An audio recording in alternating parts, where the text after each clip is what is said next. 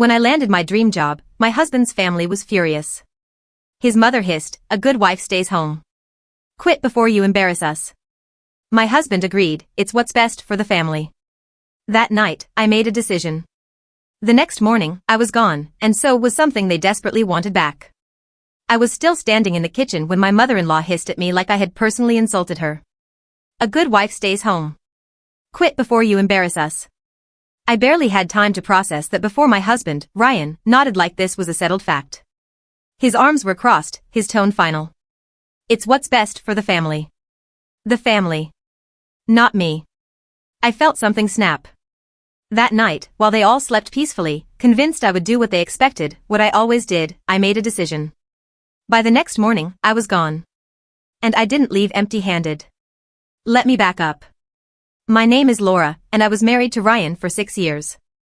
We lived in a mid-sized town in Texas, where his family had deep roots and a lot of money. They weren't billionaires, but they owned several local businesses and acted like royalty. Ryan's mother, Diane, was the unofficial matriarch of the family. She ruled over them with an iron grip, disguised under sweet smiles and passive-aggressive comments. His father, William, barely spoke unless it was to agree with Diane. Ryan was their golden boy, their pride and joy. And I was the wife who never quite measured up. I should have seen it coming.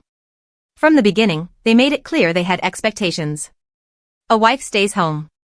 A wife focuses on family. A wife knows her place. For years, I played along. I worked part-time, always choosing jobs that wouldn't interfere with my duties as a wife. I cooked, I cleaned, I hosted their endless family gatherings. I kept my mouth shut when Ryan's father made comments about modern women ruining marriages or when Diane said things like, "A woman with a career has no time for her husband." I kept the peace. But I had dreams. Before I met Ryan, I had a plan for my life.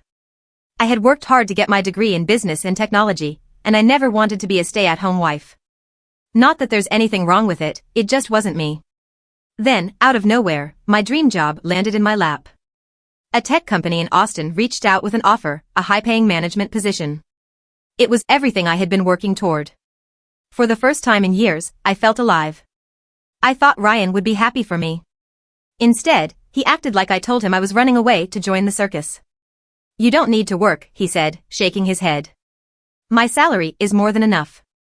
I tried to explain that it wasn't about money. It was about having something that was mine. But he didn't get it. Or worse, he did, and he didn't care.